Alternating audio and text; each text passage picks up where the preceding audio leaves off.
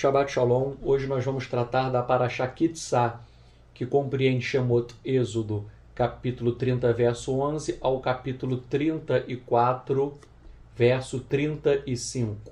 E o nome desta Parashá Kitzá significa quando ergueres, quando levantares, porque esta expressão aparece no capítulo 30, verso 11, que diz: E falou Yahweh a Moshe, a Moisés, dizendo: Quando ergueres, Kitzá, quando levantares a cabeça dos filhos de Israel, conforme o recenseamento, cada um dará o resgate, ou cada um dará a expiação de si para o Eterno, no recenseamento deles, e não haverá golpe fatal ou praga entre eles no recenseamento.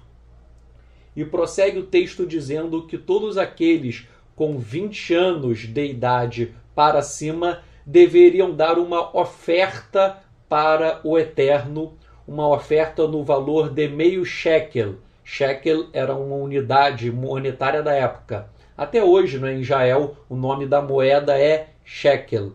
Então, o capítulo 30, verso 15, diz que cada um com mais de 20 anos para cima, deveria dar uma oferta ao Eterno, na quantia de meio shekel, para fazer expiação por sua vida. E daí vem a pergunta: como é que o dinheiro, ou seja, como é que meio shekel poderia fazer expiação pela alma dos israelitas? Será que a expiação pode ser feita com dinheiro? O comentarista do nosso povo Urashi, ele explica que a doação de meio shekel foi usada em um fundo destinado a comprar animais para os sacrifícios comunais, para os sacrifícios ofertados em prol da coletividade do povo de Israel. Já que estes sacrifícios serviam como a expiação para toda a comunidade de Israel, o verso 15 em hebraico diz: Lechaper al nafshotechem, ou seja, para expiar por suas almas. Então, de acordo com o Rashi, cada pessoa deveria, com 20 anos ou mais, deveria doar em dinheiro a quantia de meio shekel. Esse dinheiro iria para um fundo. Neste fundo seriam comprados animais que seriam ofertados em sacrifícios em prol do povo de Israel. E aqui nós temos a ideia de os israelitas comprando animais para os sacrifícios que expiariam pecados. Na Torá, os israelitas compraram os animais para o sacrifício. E nós vemos que Yeshua, ele mostrou a outra face da moeda. Qual seja, o Mashiach, ele nos comprou para o Eterno com o seu precioso sangue. Nós não fomos comprados com o sangue de animais, nós fomos comprados pelo precioso sangue de Yeshua HaMashiach. Em Kefá Aleph, 1 Pedro, capítulo 1, versos 18 a 19, a seguinte menção: Vocês devem ter consciência de que o resgate para libertá-los do estilo de vida inútil passado a vocês por seus pais não constituiu em algo perecível como prata ou ouro. Pelo contrário, ele custou o sangue da morte sacrificial do Mashiach, como o de um cordeiro sem defeito ou mancha. Então, Kefá Pedro, ele explica com muita clareza que nós não fomos comprados com ouro, com prata, com meio shekel. Nós fomos comprados pelo precioso sangue de Yeshua. E Shaul, Paulo, em Corintaiá Aleph, 1 Coríntios 6:20, fala: Porque fostes comprados por bom preço. Glorificai, pois, a Elohim no vosso corpo e no vosso espírito, os quais pertencem a Elohim. Então, tanto Quefá quanto Shaul, tanto Pedro quanto Paulo, eles falam que nós fomos comprados pelo Eterno com este sangue, o sangue de Yeshua. E a Paraxá tem esse nome, Kitzá, quando você erguer, quando você levantar as cabeças dos filhos de Israel. Interessante que a Paraxá começa com esse nome, né? Quando tu levantares a cabeça dos filhos de Israel. Porém, contraditoriamente nesta Paraxá, nós lemos um dos fatos mais lamentáveis do nosso povo. Um fato que faz com que nós tenhamos que abaixar a nossa cabeça. Por quê? Nós lemos nesta Paraxá que após o povo presenciar inúmeros milagres do Eterno, após as pragas no Egito, após o Mar Vermelho se abrir, após o recebimento da Torá, após tantas coisas maravilhosas, Israel faz um bezerro de ouro para adorá-lo. Ou seja, esta Paraxá ela demonstra o declínio moral do nosso povo. A Paraxá começa dizendo, Kitzá, quando ergueres a cabeça, mas na verdade o bezerro de ouro faz com que nós venhamos a abaixar a nossa cabeça, humilhando-nos pelos pecados cometidos. Porém, quando o ser humano ele abaixa a sua cabeça, se humilhando perante o Eterno é tão bondoso que ele perdoa os pecados. Então o homem pode fazer um kitzá, ele pode erguer a cabeça e reconciliar-se com o Eterno. A reconciliação com o Eterno se faz pelo pagamento de um valor. E nesta Paraxá estava dizendo que era meio shekel, essa moeda para o fundo. Então a reconciliação se faz pelo pagamento de um valor para a compra de sacrifícios coletivos para realizar a expiação. Daí nós aprendemos que a relação entre o homem e Elohim, corrompida pelo pecado e pela rebelião, esta relação é reatada e reconciliada pelo sacrifício. Escreveu o Rebbe de Lubavitch que esta redenção completa será feita pelo Mashiach, quando finalmente Elohim se reconciliará com o seu mundo. E nós, Netzarim, nós nazarenos, sabemos que este sacrifício e esta reconciliação ela é promovida única e exclusivamente por Yeshua HaMashiach. Tanto é verdade que a tradição do nosso povo fala que viria o chamado Mashiach ben Yosef, o Messias, filho de José, que ele iria sofrer para promover a expiação de Israel. Ou seja, a literatura rabínica, até ortodoxa, ela crê na vinda de um Messias que irá sofrer, irá derramar o seu sangue para a expiação do povo de Israel. E este Mashiach, esse Messias, é conhecido como Mashiach ben Yosef, o Messias, o filho de José, que ele vem para cumprir a profecia de Yeshayahu, Isaías 53, acerca do servo sofredor do Eterno. Vários rabinos ortodoxos falaram sobre isso. Eu poderia citar vários, mas eu vou citar, por exemplo, Isaiah Avraham Horovitz. Este rabino ortodoxo ele escreveu o seguinte, abrem-se aspas, então, a casa de Yosef, que pecou ao se separar do reino da casa de David, vai ser restaurada, porque o Messias ben Yosef não virá em seu próprio benefício, mas ele virá para o bem do Messias ben David, porque ele irá oferecer a sua vida e derramará a sua vida à morte, e o seu sangue expiará pelo povo junto ao Eterno. E daí ele cita Isaías e Yeshayahu 53:12. E o rabino Horovitz continua, deste modo, acontecerá mais tarde que o reino da casa de David governará para sempre entre o povo de Israel.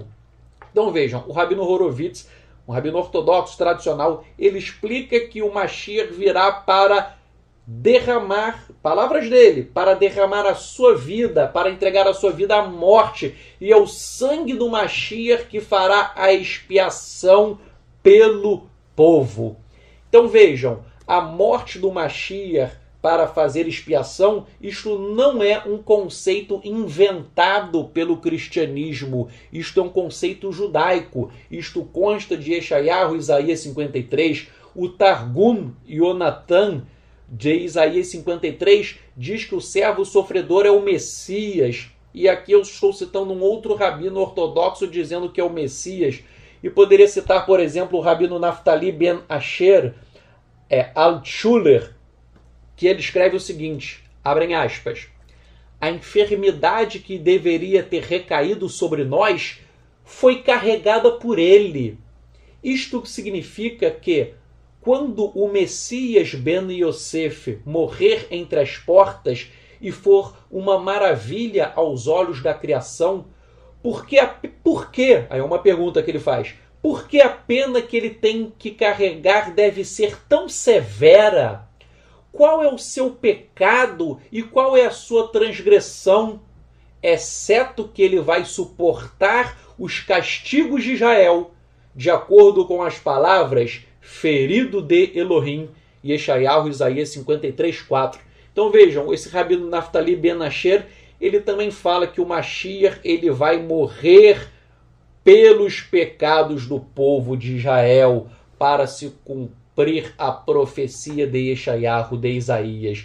Então, nós percebemos com muita objetividade que o conceito do Mashiach morrer e derramar o seu sangue para a expiação do nosso povo, isto é um conceito judaico. E agora, partindo para o capítulo 31 de Shemot Êxodo, capítulo 31, versos 1 a 11, nós vemos, não é, a história de Betzalel e Aholiav, que são as pessoas que o Eterno escolheu para serem os artífices, para construírem tanto o Mishkan, o tabernáculo, quanto todos os seus utensílios, os utensílios do tabernáculo.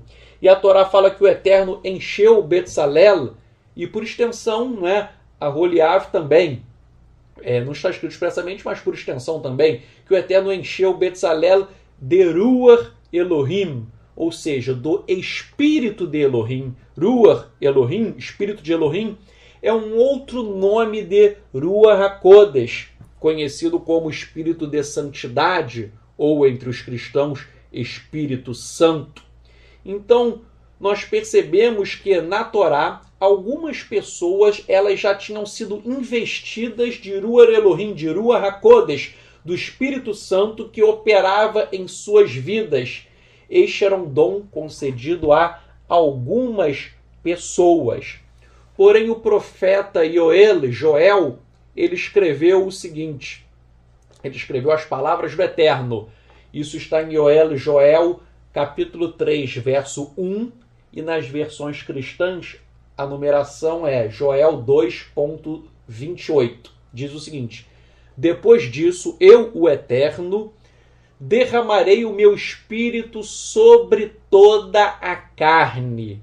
Então, Yoel Hanavi, o profeta Joel, o Eterno ousou para dizer que um dia o Eterno iria derramar do seu próprio espírito sobre toda a carne. E em Atos, quando os Talmidim, quando os discípulos de Yeshua foram imersos em Ruach HaKodesh, no Espírito de Santidade, no Espírito Santo, Kefá, Pedro, ele citou esta profecia de Joel, dizendo que a profecia estava se cumprindo na vida deles. Isto está em Atos, capítulo 2, versos 15 a 21. Então acompanhem o raciocínio. Na Torá, algumas pessoas recebiam Ruach HaKodesh, o Espírito de Santidade, o Espírito do Eterno. Algumas pessoas recebiam, mas o profeta Joel falou que haveria um tempo em que o Espírito do Eterno seria derramado em toda a carne. E por sua vez, em Atos, Kefá, ele disse que essa profecia estava se cumprindo com nós, Netzarim, nazarenos, quando os nossos antigos irmãos nazarenos eles foram imersos em Ruach HaKodesh. E Kefá Pedro prosseguiu em Atos 2:38, dizendo: abandonem o pecado, voltem para Elohim, e cada um de vocês seja imerso pela autoridade de Yeshua HaMashiach para o perdão de seus pecados, e vocês receberão a dádiva de Ruach HaKodesh. Em Atos 5:32, Kefá Pedro diz que a Ruach HaKodesh é dada aos que obedecem a Elohim. Então, nós verificamos aqui que o Eterno, ele derramou sobre os antigos Netzarim, sobre os nazarenos, o seu próprio espírito, cumprindo a profecia de Joel. Por tal razão, para nós, Netzarim nazarenos, é fundamental a imersão em Ruach HaKodesh, a imersão no Espírito do Eterno. O sobrenatural do Eterno está disponível para os Talmidim, para os discípulos de Yeshua. E isto é muito importante porque há inúmeras pessoas que estão fazendo Teshuvá que desprezam este aspecto essencial que é a imersão na Ruach HaKodesh, a imersão no Espírito do Eterno. É muito importante uma vida sobrenatural com o Eterno. Todos aqueles que são imersos em Ruach HaKodesh possuem uma comunhão muito profunda com o Eterno. E Kefá Pedro disse que a Ruach HaKodesh é dada com uma condição: ela é dada para aqueles que obedecem a Elohim. Se você é um discípulo de Yeshua, se você obedece a Elohim com todo o seu coração, com toda a sua alma e com toda a sua força, clame ao Eterno, porque Ele irá fazer uma manifestação sobrenatural em sua vida, fazendo uma imersão em Ruach HaKodesh, dando-lhe autoridade para pregar a Torá, autoridade para pregar Yeshua, e fazendo a mesma coisa que os antigos Netzarim nazarenos fizeram, qual seja, pregar a Torá, pregar Yeshua, curar enfermos, expulsar demônios, realizar sinais, prodígios e maravilhas em nome de Yeshua HaMashiach. Em Yohanan Marcos, no Evangelho de Marcos, capítulo 16, Yeshua foi muito claro. Ele disse: estes sinais seguirão aos que crerem. Estes sinais seguirão aos que crerem. Em meu nome expulsarão shedim, demônios, falarão novas línguas, pegarão em serpentes, beberão substâncias mortíferas e não lhes fará mal algum, imporão as mãos sobre os enfermos e eles serão curados. Nós lemos que Yeshua e seus Talmidim, eles fizeram muitos milagres, e Yeshua prometeu esta autoridade espiritual e sobrenatural para aqueles que crerem. E crer significa não uma crença meramente abstrata, mas requer também uma obediência, porque a fé em hebraico, a palavra é emuná, e emuná significa crer e obedecer. Prosseguindo, no capítulo 31, versos 12 a 16, o Eterno reafirma a importância do Shabat e diz que quem o profanasse seria eliminado do povo. Assevera ainda a Torá que o Shabat está escrito expressamente que o Shabat é um sinal da aliança eterna entre Yahuwah e seu povo. E o Targum Yonatan diz que o Shabat é um sinal da aliança eterna entre a palavra de Yahuwah e o seu povo.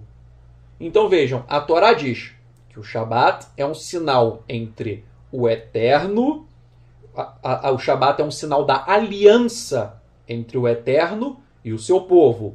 O Targum diz que o Shabat é um sinal da aliança entre a palavra do Eterno e seu povo. E daí eu pergunto, quem é a palavra do Eterno? A palavra do Eterno é Yeshua, Yohanan João, capítulo 1, verso 1. No princípio era a palavra estava com Elohim e a palavra era Elohim. Então, Yeshua é a palavra do Eterno. E, de acordo com o Targum, quem guarda o Shabat está estabelecendo uma aliança com a palavra do Eterno, ou seja, uma aliança com Yeshua, porque Yeshua é a palavra. Isso é muito importante. O Shabat, ele marca. Aqueles que guardam o Shabat, eles estão externando que eles estão em aliança com o Eterno. E o capítulo 31, verso 18, diz que as tábuas do testemunho, né, em hebraico Luhot Haedut, as tábuas do testemunho, elas foram escritas pelo dedo de Elohim. Então vejam, as tábuas, né, que todo mundo já viu inúmeras fotos, né, de Moshe, de Moisés com aquelas tábuas, só uma observação, os desenhos geralmente mostram as tábuas levemente arredondadas na ponta, mas muitos rabinos dizem que as tábuas não eram arredondadas, elas eram quadradas. Bem, de qualquer forma, eu não estava lá, eu não sei se elas eram quadradas ou redondas, né? Mas só para falar essa curiosidade, que para muitos rabinos as tábuas elas eram quadradas. Mas vejam, as tábuas elas não foram escritas por homens, elas foram escritas, diz a Torá, capítulo 31, verso 18 de Êxodo, Shemot, as tábuas foram escritas pelo dedo de Elohim. Logo, o homem não pode mudar o que está escrito. E eu estou batendo nesta tecla por quê? Porque a Igreja Católica alterou o quarto mandamento. A Igreja Católica alterou o Shabat, o sábado, para o domingo. E os protestantes, os evangélicos, eles absorveram esta mentira católica. E daí eu pergunto, pode o homem alterar o que foi escrito pelo dedo do próprio Elohim? A resposta é não.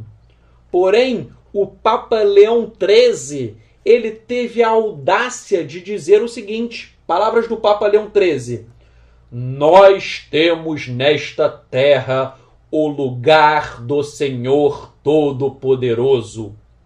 Papa Leão XIII na carta encíclica de junho de 1894. Então o Papa Leão XIII ele teve a audácia de dizer que ele está no lugar do próprio Eterno. Isto é uma heresia, isto é um absurdo. O Papa não tem poder para alterar as tábuas escritas pelo dedo do Eterno.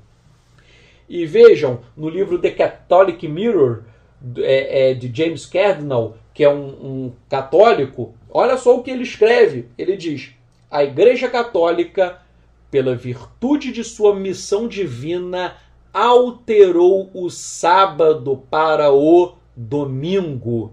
Então a Igreja Católica ela confessa que ela alterou o sábado para o domingo e nós não compactuamos com isso. Nós guardamos o Shabat porque o Shabat foi escrito pelo dedo do próprio Eterno. É o quarto dos 10 mandamentos ou 10 palavras, Aseret HaDibrot em hebraico. E agora nós vamos para o capítulo 32, que é o auge. Capítulo 32 é o auge desta paraxá, que é o episódio do Egel Hazahav, o bezerro de ouro, chamado também em hebraico de Egel Maserá, bezerro de metal fundido. Existem diversas opiniões rabínicas tentando explicar o episódio do bezerro de ouro. E seria impossível realmente que eu explicasse todas as divergências dos rabinos sobre o bezerro de ouro. Há muitas opiniões, muitas, não é? Então, por isso, o que eu vou fazer hoje? Eu vou ler, em português mesmo, para ficar mais fácil, eu vou ler o texto da Torá e eu vou lendo e irei demonstrando alguns comentários, não é? Então, abra as escrituras em Shemot, Êxodo capítulo 32, que nós vamos ler palavra por palavra, eu vou fazendo alguns comentários. Muitos de vocês já leram, né, que muitos rabinos eles dizem que o episódio do bezerro de ouro foi gerado por gentios que saíram do Egito e não pelos israelitas. Ora, muitos rabinos dizem que os israelitas não fizeram o bezerro de ouro. Quem fez o bezerro de ouro e quem promoveu toda a idolatria foram os gentios que saíram do Egito com o nosso povo. Então esses rabinos dizem que o nosso povo não é culpado de nada, que a culpa é total, é completamente dos gentios que vieram com o nosso povo do Egito. Muitos rabinos dizem isso, porém eu não concordo com esta opinião. Se nós lemos a Torá diz que foi o nosso próprio povo que fez o Egel Hazahav, o bezerro de ouro. Então, muitos rabinos querem transferir a culpa do nosso povo para os gentios. E eu acho que isso é uma desonestidade intelectual. Perdoem-me os rabinos, mas o nosso povo pecou, nós temos que admitir. Uma coisa, né, que você que tem acompanhado os nossos estudos tem observado, que nós netzarim, nós nazarenos, nós somos contra a chamada judeulatria. Judeulatria significa idolatria ao judaísmo. Há pessoas que idolatram o judaísmo achando que tudo que o nosso povo fez foi uma maravilha, que tudo que os rabinos ensinam está correto. Não, nós temos que ter uma visão crítica, porque existem muitas coisas erradas no judaísmo e o nosso povo fez também muitas coisas maléficas. E uma das coisas do mal que o nosso povo realmente fez foi o bezerro de ouro. Isso é uma história que mancha, não é, o nosso povo de Israel, mas nós veremos que nessa paraxá ainda como o Eterno é tão bom que o Eterno ele perdoou o povo de Israel. Então, está com a escritura aberta no capítulo 32, eu vou lendo e vou fazendo alguns comentários. O verso 1 diz: Mas vendo o povo que Moisés, tardava em descer do monte, acercou-se de Arão e disse-lhe: Levanta-te, faze-nos Elohim, faze-nos deuses que vão adiante de nós. Porque, quanto a este Moshe, o homem que nos tirou da terra do Egito, não sabemos o que lhe sucedeu. Então aqui no verso 1 está dizendo que o povo chegou para Aharon e disse que eles não sabiam o que tinha acontecido com Moshe, porque você sabe que Moshe estava na montanha 40 dias e 40 noites, sem comer e sem beber nada. Moshe tinha desaparecido, o povo não sabia o que houve com Moshe, e o povo disse: ora, então faça para nós deuses, Elohim, para que nós venhamos adorar esses deuses. Isso está no verso 1. O Rebbe de Lubavitch, ele explica o seguinte, eu vou colocar a opinião dos rabinos e depois nós vamos analisar. Então, primeira opinião do Rebbe de Lubavitch, ele diz assim: Elohim, a palavra Elohim, deuses, também tem o sentido de líderes. Então, no verso 1, onde está escrito deuses, você pode substituir também deuses por líderes, porque a palavra Elohim significa deuses ou líderes. Então o Rebbe de Lubavitch prossegue. Elohim também tem o sentido de líderes. Então os israelitas não queriam fazer deuses. Eles não queriam fazer deuses, e sim constituir líderes no lugar de Moshe. Porém, alguns judeus se enganaram e vieram a fazer e a adorar o bezerro como ídolo. Então, a opinião do Rebbe de Lubavitch é que o povo não queria fazer deuses. O povo queria constituir líderes no lugar de Moisés. Eu vou analisar tudo isso, só expondo primeiramente as opiniões. Depois, Ibn Ezra e na obra Kuzari explicam o seguinte: os israelitas não queriam adorar ídolos. Na ausência de Moshe, eles estavam buscando uma forma concreta de serviço divino. O bezerro era um projeto através do qual eles pretendiam servir a Elohim, como Arão explicitamente disse no verso 5. O verso 5 diz: amanhã deverá ser uma festa para o Eterno. Então vejam, Ibn Ezra e na obra Kuzari, eles falam o seguinte, que os israelitas não queriam adorar deuses, eles queriam adorar o próprio Eterno. Mas já que o Eterno é muito abstrato, Ibn Ezra e Kuzari, eles dizem o seguinte: já que o Eterno é muito abstrato, o povo de Israel decidiu fazer um bezerro para representar o Eterno. Então, segundo eles não adoraram outros deuses, mas eles queriam fazer um bezerro que fosse um símbolo, uma representação do próprio Eterno. E quando eles adorassem o bezerro, eles estariam adorando, na verdade, o Eterno. E eles chegam a essa conclusão pelo verso 5, porque o verso 5 diz: amanhã deverá ser uma festa para o Eterno. Então, o bezerro seria para o Eterno. Bem, como eu falei anteriormente, eu não concordo com essas opiniões, porque se nós lermos todo o capítulo, lemos toda a Torá, nós vemos que o Eterno disse que o povo pecou com a idolatria. O povo pecou ao fazer o Egel Hazahav, o bezerro de ouro. Então, minha opinião, que é com base na literalidade da Torá, é que o nosso povo realmente fez um bezerro com fins de adoração idólatra. E essa minha opinião, ela está abalizada, inclusive, no Targum, Pseudo-Yonatan. Só para você entender o que é o Targum. Muitas pessoas podem não saber. Quando o nosso povo foi para o cativeiro babilônico, lá na Babilônia eles falavam aramaico. Então o nosso povo que falava hebraico aprendeu o aramaico. Quando o nosso povo saiu do cativeiro babilônico, o nosso povo estava falando aramaico. E muitos já nem sabiam mais o hebraico. Então o que é o Targum? O Targum é a tradução da Torá do hebraico para o aramaico.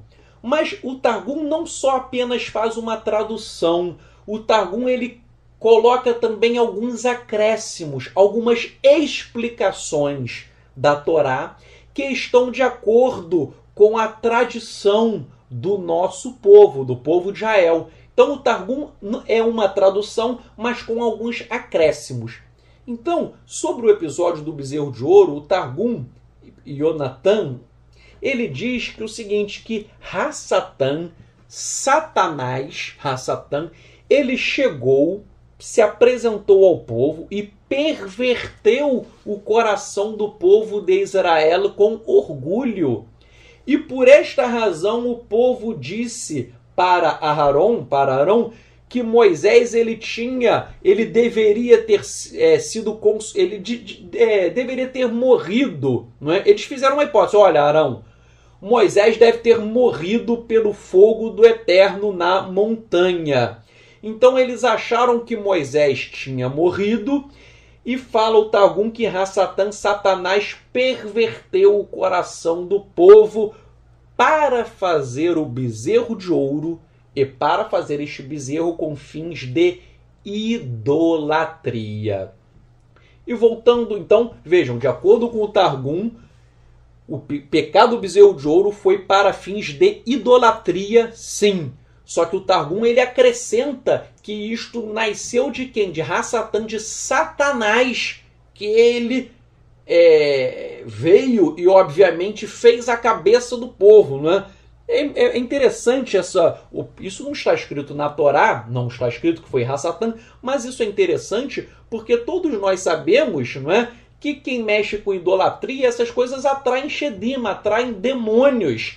E nós sabemos que esses Shedim, esses demônios, eles estão por trás de todo tipo de idolatria. Então, não é de me estranhar que o bezerro de ouro tenha sido incitado por Shedim, por demônios, por Hassatan, Satanás, que levou o povo à idolatria. Todo mundo que mexe com idolatria recebe influências malignas de Shedim, de demônios. Prosseguindo, o verso 2 da Torá. Agora voltando, capítulo 32, verso 2. E Arão disse-lhes: arrancai os pendentes de ouro que estão nas orelhas de vossas mulheres, e de vossos filhos e de vossas filhas, e trazei-mos. Verso 3.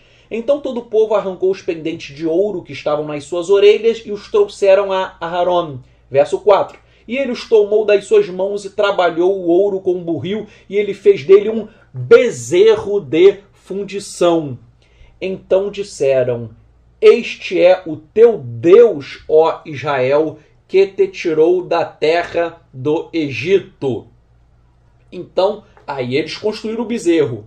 E uma coisa interessante, não é? Arão, ele sempre foi um homem tão bom, tão zeloso. Por quê, né? Muitas pessoas me fazem essa pergunta e eu mesmo me faço. Por que Arão, que era um homem tão santo, tão kadosh, por que ele fez esse bezerro de ouro? Ele era o Kohen Agadol, ele era o sumo sacerdote, ele era um homem santificado. O que o fez criar este bezerro de ouro, né? Vários rabinos falam que ele, na verdade, ele não queria fazer este bezerro de ouro, mas ele foi pressionado pelo povo.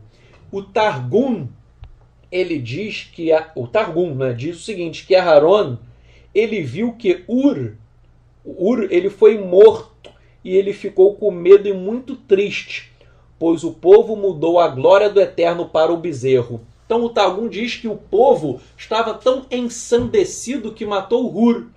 Matou esse homem que era um homem justo, um tzadik, e o povo estava tão descontrolado que Arão ele ficou com medo. Olha, eles já mataram Ur, daqui a pouco eles vão me matar também. Então ele foi pressionado e terminou fazendo. E ele ficou muito triste, Arão, segundo o Targum, tá? Não está escrito na Torá, mas segundo o Targum, Arão ele ficou muito triste e Arão chegou a dizer que o povo mudou a glória do Eterno para o bezerro. Voltando para a Torá, verso 5. E Arão, vendo isto, edificou um altar diante dele, e apregou Arão e disse: amanhã será festa ao Eterno. 6. E no dia seguinte madrugaram e ofereceram holocaustos, trouxeram ofertas pacíficas, e o povo assentou-se a comer e a beber. Depois levantou-se a folgar. Verso 7. Então disse o Eterno a Moshe: vai, desce, porque o teu povo que fizeste subir do Egito se tem corrompido. Verso 8. E depressa se tem desviado do caminho que eu lhe tinha ordenado, e eles fizeram para si um bezerro de fundição, e perante ele se inclinaram, e ofereceram-lhe sacrifícios, e disseram: este é o teu Deus, ó Israel, que te tirou da terra do Egito. O Targum Yonatan diz o seguinte, que o Eterno falou para Moshe: o povo tem se desviado do caminho que eu lhe tinha ordenado. Não farás para ti imagem de escultura e não a adorarás. E o orgulho deste povo se manifesta. E o Targum diz que o Eterno disse: Moshe, cesse a sua oração e não ore, pois eu irei deixar a minha ira queimar com fogo contra eles. E na Torá, o verso 9 diz: disse mais o Eterno a Moshe: tenho visto este povo, e eis que é um povo de dura cerviz. Verso 10. Agora, pois, deixe-me para que o meu furor se acenda contra ele e o consuma, e eu farei de ti uma grande nação. E ainda na Torá, nos versos 11 a 14, nós lemos que Moshe intercedeu a favor do povo. Então o Eterno chegou no verso 10 e falou que iria a ira dele iria se acender, ele iria consumir, e ele disse que iria fazer de Moshe uma grande nação. Ou seja, o Eterno ele chegou a dizer que iria cortar o povo de Israel dos seus planos e constituir uma nação através de Moshe. Mas nos versos 11 a 14 nós vemos que Moshe ele intercedeu a favor do povo. E então o Eterno mudou de ideia de fazer mal ao povo. E isso é muito lindo, que nós vemos que Moshe ele podia, né, falar: olha, Eterno, destrói o povo e faça de mim uma grande nação. Mas Moshe ele tinha misericórdia, ele tinha hesed, ele tinha bondade em seu coração e ele intercedeu pelo povo. O Eterno mudou de ideia e poupou Israel. Segundo Targum, Moshe orou com temor em favor do povo.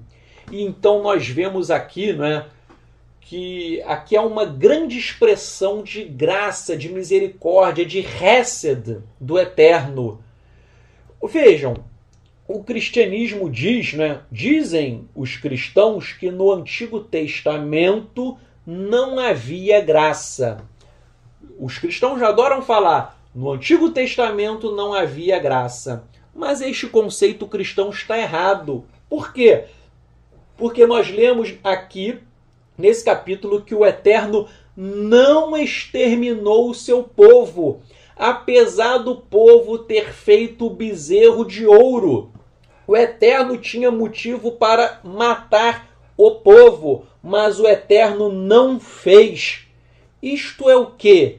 Isto é uma expressão de misericórdia, isto é uma expressão de graça, de hesed do Eterno. Se o Eterno fosse mau, como dizem alguns cristãos, os cristãos dizem que o Eterno no Antigo Testamento era mau. Se o Eterno realmente fosse mau, ele teria matado todo mundo. Mas o Eterno poupou o seu povo. Poupou por quê? Porque ele é misericordioso, ele é gracioso, ele é longânimo. E continuando a leitura, quando Moshe desceu do monte com as 2 tábuas da Torá, consta do verso 19: e vendo o bezerro e as danças, acendeu-se-lhe o furor, e arremessou as tábuas das suas mãos e quebrou-as ao pé do monte. Então aqui no verso 19 fala que Moshe ele ficou irado vendo o povo dançar, e ele arremessou as tábuas e quebrou as tábuas. E o Targum, Yonatan, acrescenta que quando Moshe viu o povo dançando, mas o Targum diz que Moshe viu Hassatan, Satanás, dançando no meio do povo. Então, segundo o Targum, Moshe ele teve, né, uma espécie de uma visão espiritual. Moshe ele viu não só as pessoas dançando, mas ele teve uma visão de Hassatan, de Satanás ali no meio. Né? Muitas pessoas têm visões espirituais. Né? Eu conheço muitas pessoas que às vezes elas olham o mundo físico, mas elas enxergam o que está por trás do mundo físico. De acordo com a Kabbalah, não existe diferença entre o mundo físico e o mundo espiritual. Então, se aquelas pessoas estavam adorando o bezerro de ouro, com toda certeza havia muitos Shedim, havia muitos demônios ali no meio. E diz o Targum que Moshe ele viu Hassatan, ele viu Satanás ali se manifestando no meio da dança. Né? Então isso é um detalhe interessante do conceito de batalha espiritual, né? Que Moshe ele já tinha essa visão aberta, ele já discernia o que estava por trás do mundo físico, ele enxergava manifestações demoníacas no meio do povo. E uma pergunta clássica é, né, nós sabemos que Moshe ele quebrou as tábuas com raiva. A questão é, será que Moshe agiu corretamente? Será que ele estava correto ao quebrar as tábuas da Torá? Ou será que ele fez algo errado aos olhos do Eterno? Segundo o Talmud, no Tratado de Shabat 87a e também no Tratado de Yevamot 62a, esses tratados dizem que a Torá ela não deve ser dada a hereges. O Talmud quer dizer o seguinte: se alguém não quer a Torá, você não deve dar a Torá para essas pessoas. É o mesmo que Yeshua falou: não lancem pérola aos porcos. Então, se alguém é herege e não quer a Torá não pode ser dada para essas pessoas. Não se devem ser lançadas pérolas aos porcos. Então o Talmud prossegue dizendo o seguinte: já que o povo estava com heresia, o povo não merecia receber a Torá. Então Moisés agiu corretamente ao quebrar a Torá. A ideia do Talmud é: se o povo não quer a Torá, se o povo está em uma apostasia, em uma heresia, o povo não merecia a Torá. Então Moisés fez certo ao quebrar as tábuas. E diz o Talmud, né, isso não está escrito na Torá, mas o Talmud diz que o Eterno disse a Moisés o seguinte, a Moshe: muito bem que você as quebrou. Então, segundo o Talmud, o Eterno elogiou Moshe por quebrar as tábuas. Prosseguindo na Torá, a Torá ainda, no verso 20, capítulo 32, verso 20, tomou o bezerro que tinham feito e queimou no fogo, moendo até que se tornou em pó, e os espargiu sobre as águas, e deu-os a beber aos filhos de Israel. E Moshe perguntou a Aarón: que tem feito este povo que sobre ele trouxeste tamanho pecado? Então respondeu a Aarón: não se acenda a ira do meu senhor, tu sabes que este povo é inclinado ao mal. E eles me disseram: faze-nos um Deus que vá diante de nós, porque não sabemos o que sucedeu a este Moshe, a este homem que nos tirou da terra do Egito. Então eu lhes disse: quem tem ouro, arranque-o, e deram-no. E lancei-o no fogo, e saiu este bezerro. O Targum diz que Aarón, ele lançou o ouro, né, no fogo, e Hassatã, Satanás, ele manipulou e fez o bezerro de ouro. E o Targum diz ainda que os israelitas estavam tão ensandecidos que eles tiraram o turbante de Aarón. E nós sabemos, né, que na testa de Aarón havia o nome do Eterno, havia aquela inscrição: Kodesh La Yahweh, santo, separado ao Eterno. Então diz o Targum que o povo arrancou da cabeça de Aarón o seu turbante, aquela plaquinha com o nome do Eterno. E nos versos 25 a 28, Moshe disse: quem é do Eterno, venha a mim. E então se juntaram a ele todos os filhos de Levi, e Moshe dá ordem para matar os idólatras. E naquele dia morreram 3.000 homens. E o Targum explica que esses homens que foram mortos, esses 3.000, seriam aqueles que encabeçaram o movimento do bezerro de ouro. Foram os líderes, aqueles que incitaram todo mundo no episódio do bezerro de ouro. E o Targum disse o seguinte, que Moshe falou ao povo: façam oferta para o derramamento de sangue, para fazer expiação sobre vocês. Então Targum fala que o Moshe pediu para que o povo agora fizesse um sacrifício para o Eterno. E esse sacrifício seria com o derramamento de sangue. E este derramamento de sangue seria para fazer expiação. Mais uma vez nós aprendemos que sem derramamento de sangue não há expiação. E no verso 32, Moshe pede ao Eterno para perdoar o povo. E nós lemos, já não é no verso, agora é no capítulo. No capítulo 34, nós verificamos que o Eterno perdoou o nosso povo. Tanto perdoou que Elohim mandou Moisés lavrar novas tábuas e disse que escreveria as mesmas palavras que constavam nas tábuas que outrora tinham sido quebradas. Então vejam, no capítulo 32, verso 32, Moisés pede para o Eterno perdoar todo o povo pelo episódio do bezerro de ouro. E já no capítulo 34, nós vemos que o Eterno ele libera perdão.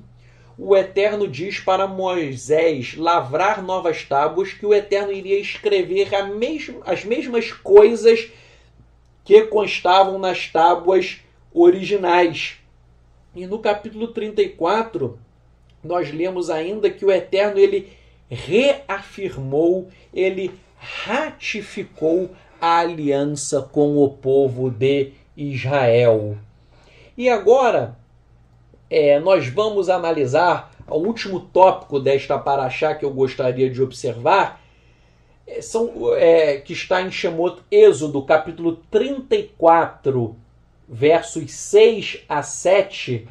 O Êxodo, Shemot, capítulo 34, versos 6 a 7, você pode abrir a tua escritura. Aí é o que o nosso povo chama de os 13 atributos de Elohim, Shelosh Ezre Midot, conhecidos também como os 13 atributos da misericórdia do Eterno. Então, vejam, é muito importante você conhecer estes 13 atributos da misericórdia do Eterno. Eu vou ler o texto em hebraico e depois nós vamos fazer alguns comentários. Então, Shemot, Êxodo 34, versos 6 a 7, o texto em hebraico diz: Vayavor Yahweh al panav vaikra, Yahweh el rachun vehanun erech apain verav chesed ve'emet, notse chesed la alafim, notse avon vafesha vechataa venake lo yenake poked avon avot al banin ve'al benei banin al shileshim ve'al ribeim. Traduzindo, e atravessou o Eterno perante ele, perante Moshe, e clamou o Eterno. Então, o que eu vou ler agora, quem disse foi o Eterno. Então disse: Yahweh, Yahweh, Elohim, compassivo e gracioso, longânimo de fúrias e de grande graça e verdade, o que protege a graça a milhares e que perdoa o delito, o crime e a transgressão e inocenta. Não inocentará e visitará o delito dos pais sobre os filhos e sobre os filhos dos filhos até a terceira e a quarta geração. Este texto contém os chamados 13 atributos, os 13 atributos do caráter do Eterno. Vários cristãos dizem que no Antigo Testamento, isso é uma história dos cristãos, os cristãos dizem que no Antigo Testamento o Eterno era mau. E com a vinda de Yeshua, o Senhor começou a demonstrar bondade e misericórdia ao mundo. Afirmam os cristãos que a graça somente apareceu com o Messias. Digo eu, este conceito cristão está errado, pois o caráter do Eterno ele não muda. Então, essa história, os cristãos dizem, no Antigo Testamento o Eterno era mau, o Eterno era ruim, ele era muito severo, ele castigava. E depois, quando veio o Messias, o Eterno mudou de caráter e ele ficou bom, veio a graça, veio a misericórdia. Isso dizem os cristãos, mas esse é um pensamento incorreto. O Eterno é o mesmo ontem, hoje e eternamente. O caráter do Eterno ele é o mesmo. Tanto é verdade que o judaísmo fala sobre estes 13 atributos do caráter do Eterno, que eu vou analisar com vocês, e estes 13 atributos demonstram a bondade do Eterno. Então, e esses atributos eles são extraídos de Shemot, Êxodo 34, versos 6 a 7. Então, o primeiro e o segundo atributo, 1 e 2, derivam do nome do Eterno, Yahweh, repetido 2 vezes, Yahweh, Yahweh. Então, primeiro e segundo atributos são primeiro e segundo atributos são a repetição do tetragrama duas vezes. Yahweh, Yahweh. Dizem os rabinos o seguinte, que esta repetição significa que o Eterno ele é misericordioso com qualquer pessoa no que diz respeito aos seus pecados e com o pecador arrependido. Então, o primeiro e o segundo atributos do Eterno demonstram isso, que o Eterno ele é misericordioso. Qualquer ser humano que se arrependa, o Eterno perdoa. O Eterno perdoa o pecador arrependido. Terceiro atributo deriva da palavra Elohim, significando o seguinte, que Elohim ele é poderoso, que age de acordo com os seus decretos. Então, o terceiro atributo do Eterno significa que ele é poderoso.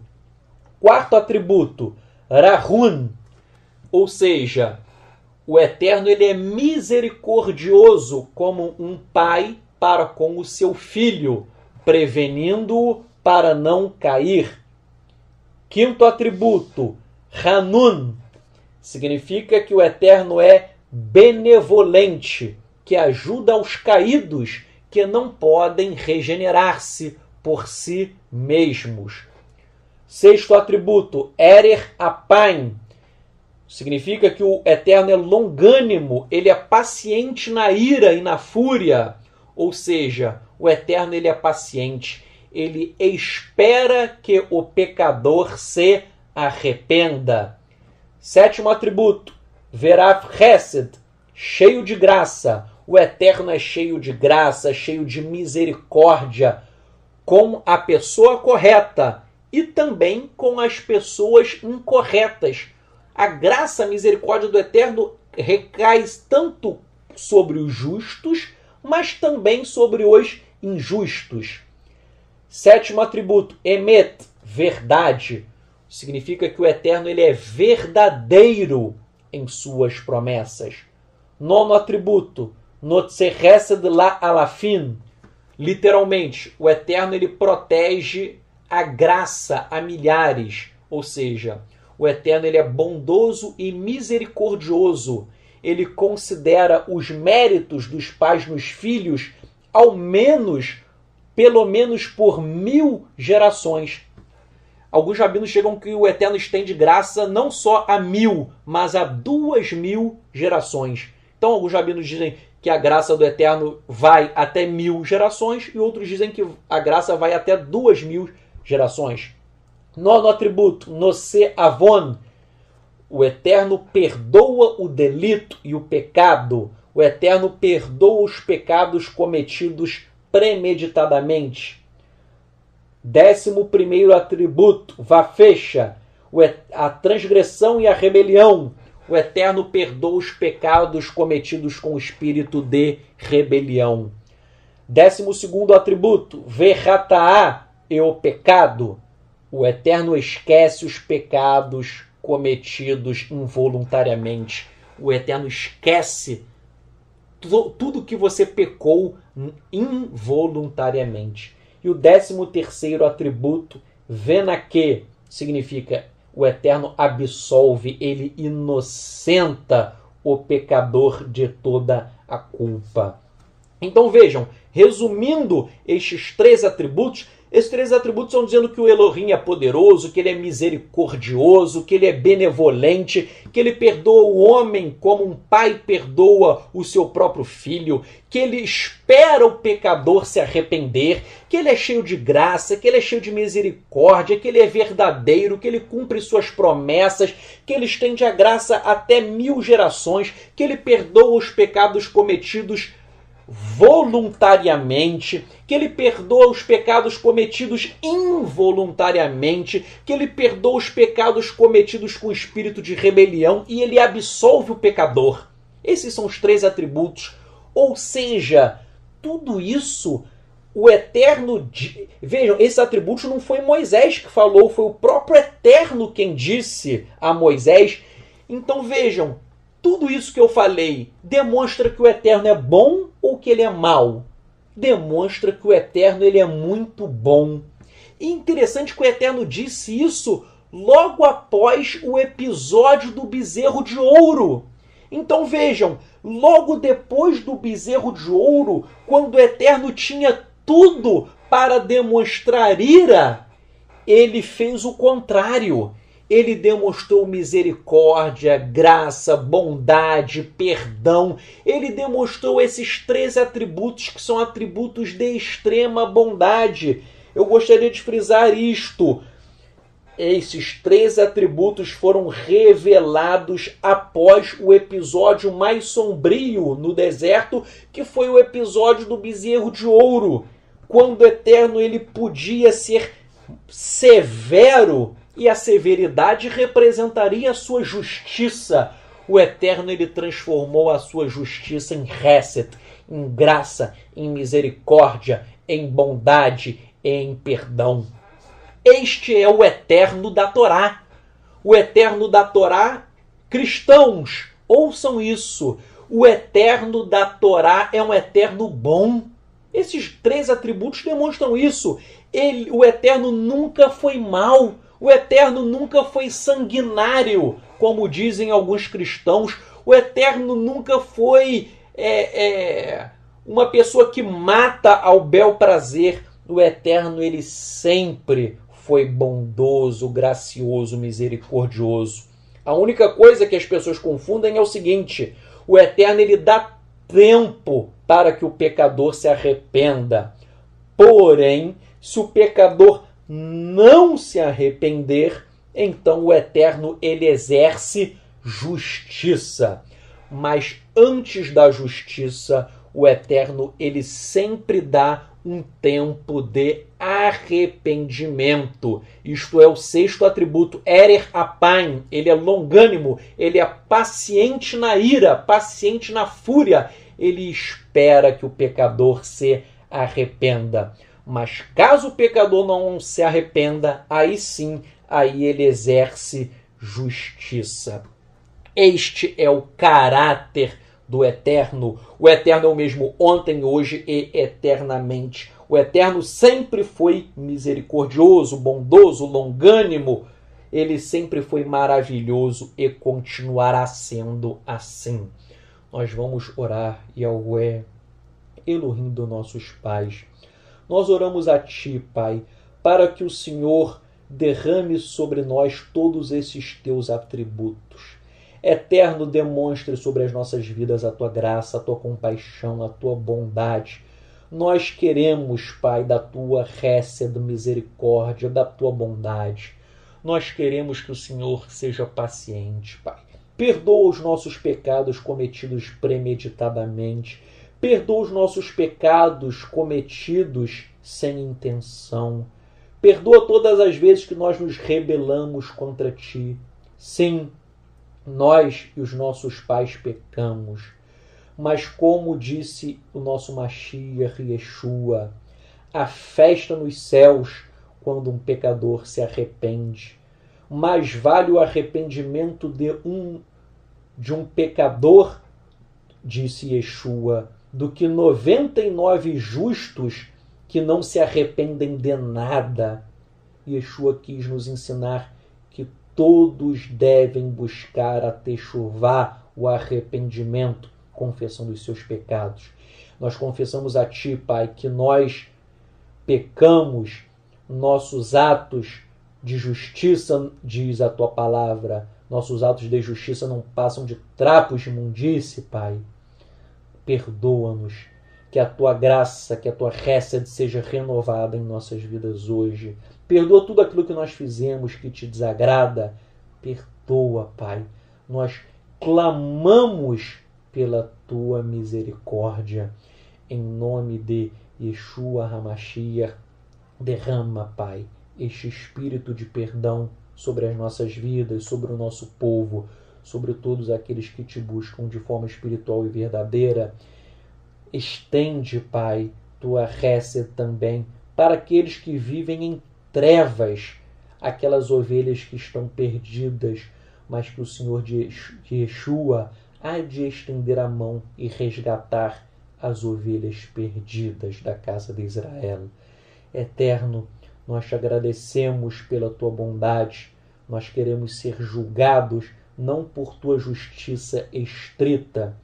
Se tu, Yahweh, nos julgasses pela tua justiça estrita, nenhum de nós iríamos sobreviver. Mas nós clamamos pela tua Hesed. Nós somos salvos de Shaul Paulo pela Hesed, pela graça, por meio da Emuná, por meio da fé em Yeshua. E nós invocamos estes teus atributos, esses 3 atributos em nossas vidas. Em nome de Yeshua HaMashiach. Amém.